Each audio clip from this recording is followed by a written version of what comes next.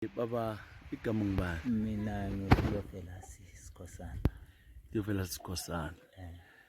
Sikhosana kulodaba lapha olukhulunywa izakhamizi zithi kulomuntu osebathathele amadlelo. Kambe kungabe uhamba njani?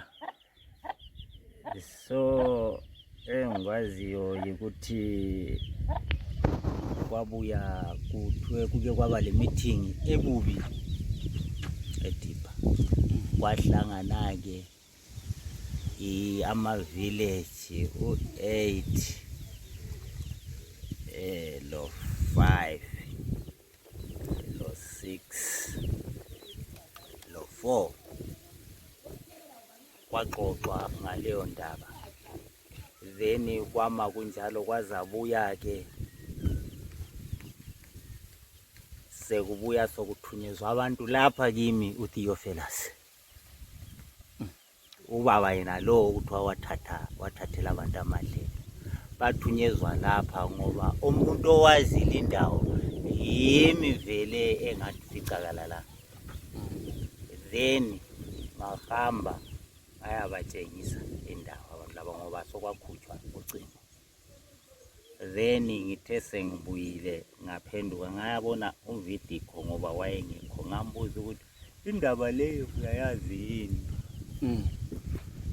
Hayi, wathi indaba le ngiyayazi ngoba kwake kwahlangana kuxoxwa ngayo kububi. Ngathi yebo. Then kwazabuya sokungani sokuxokozelwa ke ngendaba leyo. Then hayi kwase kusima kunjalo efakile ifence yakhe wafaka lenkomo zakhe ubaba lwana. Ngamadlelweni lawo.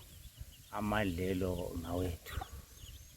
Ngoba kwakuvele kulomkhiwa singena la kwakuvele kulomkhiwa wayela. Then kasizange simfuqele eceleni. Umkhiwa lo sahlala silaye esincedisa ngokunye. Then umkhiwa lo wazasuswa ukuthi abantu sebemthathele ifence. Wagcina isesukela yena. So umuntu lo wasefensa kuyona leyo indawo. Kodwa ngeyethu vele. Umuntu wasefensa lapha ukuhamba khona ifence yomlungu. Yeah. Uphiwe mbani imvumo yena lo muntu? Imvumo hayi. Ngeke ngitsho. Uhlala lapho ohlala khona umlungwini? Hayi kuthi ukuthule ku village kumbuku 8 kumbuku 5 khona ngapha kulama village ngapha. Izifuyo zeni manje zidle ngapha eBosikhosana? Izifuyo hayi ziyadla indawo yonke. Ngoba mina ebengukhangele mina ngwami bengithi vele nqanga izifuyo zethu sezihlupha angisoze ngenze ukuthi kumbe ngiyacela ngisithi ngizahamba ukuthi ngibatshele kuphela ukuthi sesifaka into zethu lapha phakathi kocingo ngoba indawo ngiyayazi ukuthi ngeyethu. Kuthibana lapha kukhona abathengayo lo muntu ukuthi azovunyelwa kambe lina likhona boSikhosana iganga lingeleni umuntu ayebuya khona lengahlali lapha afika afake? Hayi kungathiwa wafika wafaka kuyikuthi abantu bona azange bahlangane kuhle entweni ekwenzeni. Kulungiseka kuthweni? Hayi kumele abantu bona bahlangane benza abakufunayo abakucabangayo entweni yabo. Ngoba into yabo le. Into yabo. Yikho mina ngisithi mina vele ngangisithi lokhu kakungihluphi. Nxa kuvele sengifuna ukuthi sengilohlupho mbe sezingihlupha emasimini lapha izifuyo. Ngihamba ngiyabatshela ukuthi sengifakile lapho inkomo zami. Uzavule ucingo yini? Hayi kulamagedi.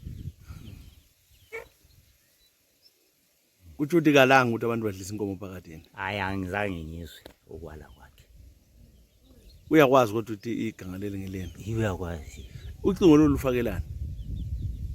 Nxa ngangisizwa ngezwe kuthiwa uthi yena ufuna ukuthi abreed inkomo njalo umuntu oyabe ufuna ukulokhuza kuyakhulunyiswa nafaka inkomo zakhe ukuzibreed ngoba ulenkunzi mbe wazithenga ko-street mbe wathenga.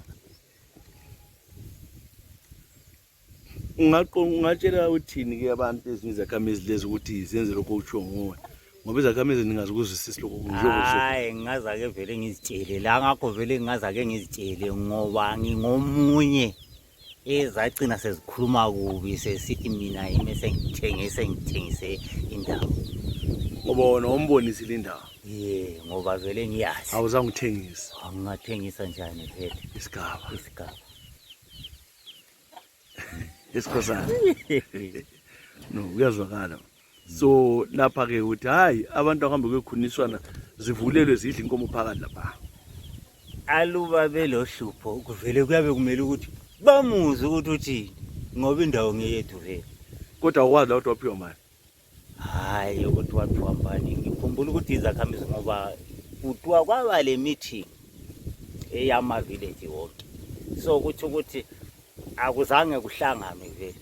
So mina vele into eyenza ngithu right mina ngathi right ngenxa ukuthi kuvele thina bese ngasa benefit lutho khonapho kuzolawulwa amaphado. So ku benefita uward 12 yizwe inkomo zabe sezidla indawo leyo. Imambo le usevimbile ngofaka ifence iwale. Ngokufaka ifence uvimbile indawo yona leyo kodwa hayi ziyabhoda vele ziyabhoda inkomo ngoba ufake amaphadoko athile lapha.